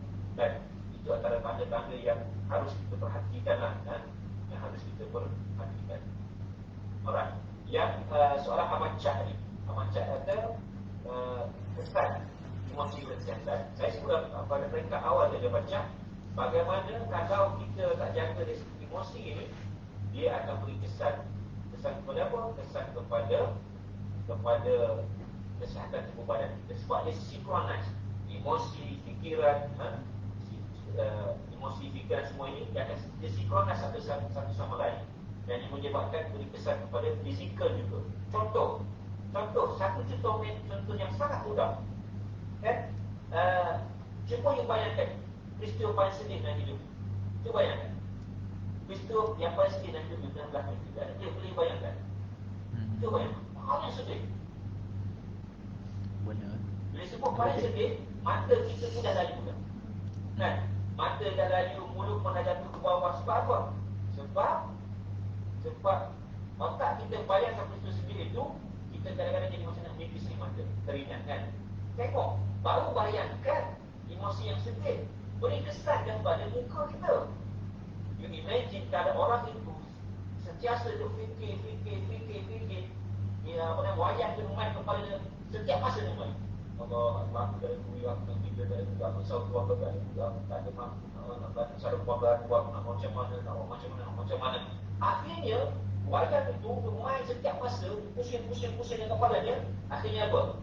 Akhirnya dia akan jadi beri kesan teruk kepada fisikalnya, mudah dapat menyakitkan dan sebagainya. Jadi vaksin yang terbaik terangan ini saya sebut dari awal tadi dah baca ada 4 cara tadi. Vaksin pertama kembali pada kita, yang kedua circle yang positif, yang kita tahu tujuan hidup kita, yang keempat saya kata tadi don't nothing or nobody can affect me without my permission. Izin kita yang menggunakan perkara-perkara itu berlaku. Apa izin kita tak nampak. Antara tanda-tanda kesihatan mental kita ada masalah, kita nak lari dari masalah. Pertama. Kedua, kita tak seronok untuk buat perkara-perkara rutin yang sebelum kita seronok, kita tak seronok. Rasa cepat, penat, kita kadang-kadang kurang kerja makan, susah nak fokus pada kerja, sukar untuk tidur, biarkan mesej tak dibaca, masa-masa kita dia unread je, dia tak baca pun. Kan? Rasa tiada harapan dengan masa depan, jaga-jaga. Itu antara tanda kesihatan mental kita sudah kurus. Bukan saya kata ni, itu daripada TKN yang buat kajian bahawa tanda tadi menyebabkan kita sebenarnya kesihatan mental kita dalam keadaan kurus. Dan akhir sekali soalan, dia kata doktor, ramai orang takut di vaksin sebabnya ibu yang inilah sebabnya saya kata tadi, kadang-kadang kita ni rakyat Malaysia kita ni suka terlalu cepat buat keputusan tanpa membuat kajian. Kan? Dia tak pasti tapi dia terus kongsi. Ini yang selalu disuruhkan, tak pasti terus kongsi. Patutnya kita tak pasti baca bukan tadi. Dan ini berlaku sebab kita ni, orang Melayu kita, orang Melayu semua orang Malaysia ni, dia sangat mudah percaya pada drama-drama dan propaganda kan, sangat mudah percaya. Kita boleh percaya tapi dengan sedikit tabayun, sedikit kita kena ada rasa ragu-ragu sedikit dengan fakta-fakta yang kita baca dalam media sosial. Rasa ragu-ragu, bila kita ada rasa ragu-ragu sikit, maka kita akan cari lagi info lain, sama ada semak, sama ada info itu adalah info yang sahih atau sebaliknya. Hari ini kita kena belajarlah. Anda semua adalah duta-duta yang akan masuk dalam masyarakat. Kena ajak anak kita, keluarga kita, rakan kita supaya tidak terlalu cepat untuk mencari satu-satu perkara dalam sosial media. Ya Allah, banyak sangat dalam sosmed.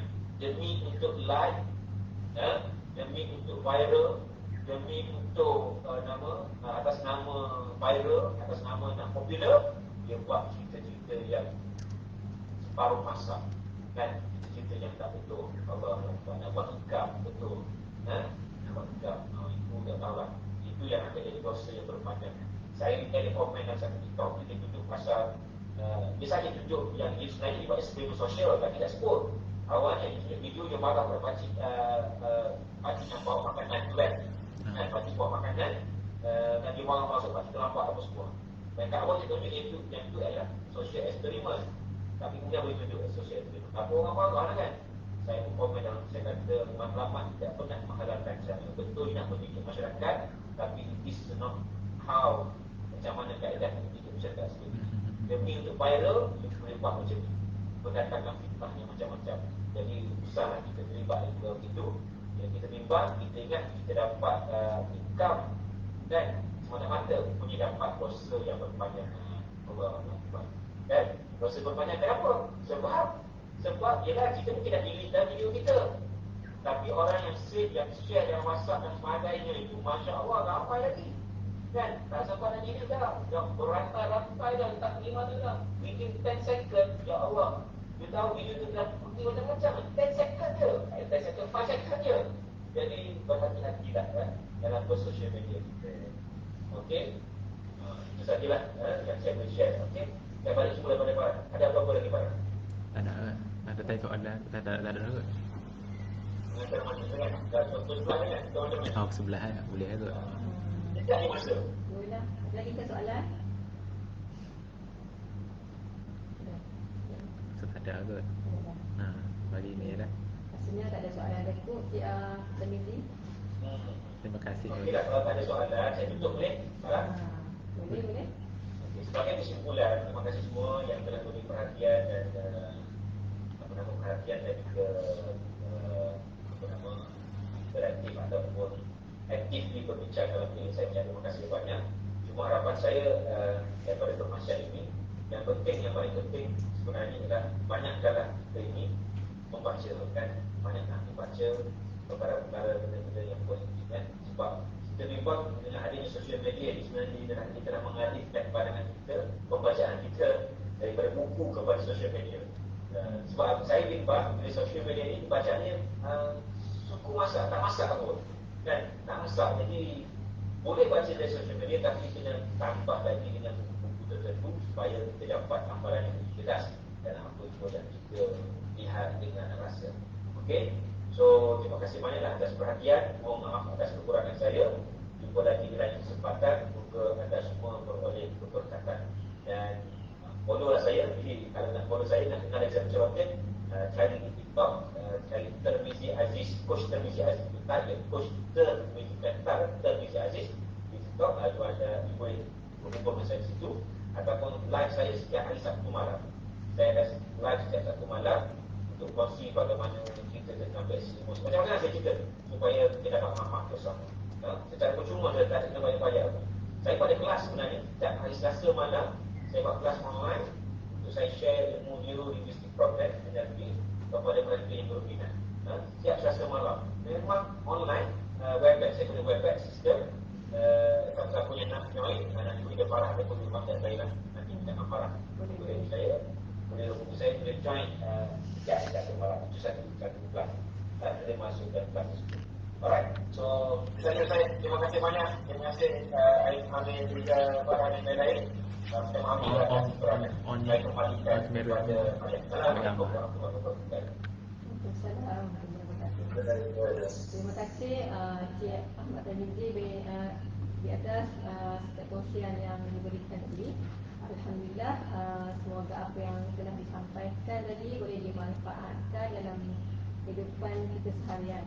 Okey, untuk makluman semua, pihak kami telah menyediakan sambutan bertuah, tetapi insya-Allah pada esok pagi 10 pagi kita akan umumkanlah siapa yang bertuah 3 orang tu dalam Facebook. Jangan baca ya. Kumpulan Blackboy PBJ UUM. Nanti Encik Amir akan share link Facebook dekat chat ataupun dekat FB Live.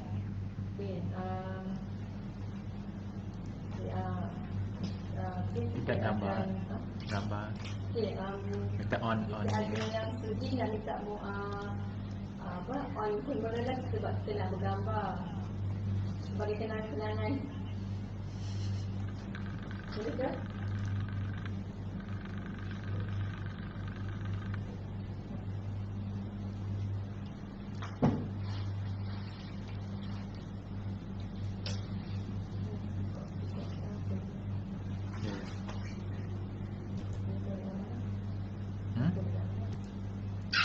Kawan gambar. So.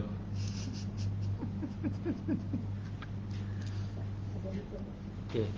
Boleh tak? Boleh Okey, 1, 2, 3 Kak. Boleh ke? Jadi ada lagi yang tengah on.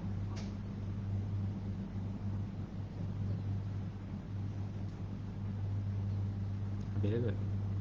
Macam Jepun dekat bawah 3. Kaji Jepun. Oh, kata. Okey Okey, 1, 2, 3. Okey, 1. Boleh tak? 1. 1, 2, 3. Okey, 1 lagi. 1, 2, 3. 1, 2, 3. Freestyle tak? Freestyle. Okey, freestyle pula. 1, 2, 3. Okey, dah. Terima kasih kepada yang sudi meluangkan masa. Okey, inilah yang dikatakan umpama belayar telah sampai di pelabuhan, umpama berkayuh telah sampai di muara, umpama berjalan telah sampai di destinasi. Pada hari ini sekalian, kita telah pun berada di penghujung majlis. Di kesempatan ini, saya ingin memohon ribuan kemaafan anda ada salah dan silap sepanjang melaksanakan majlis ini.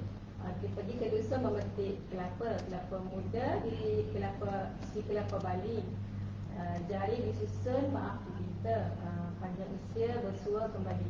Sekian sahaja. Salam hormat. Apabila taufiq wa hidayah. Wassalamualaikum warahmatullahi wabarakatuh. Waalaikumsalam warahmatullahi wabarakatuh. Waalaikumsalam. Terima kasih semua. Assalamualaikum. Saya keluar dulu. Terima Terima kasih banyak Dr. Terima kasih semua.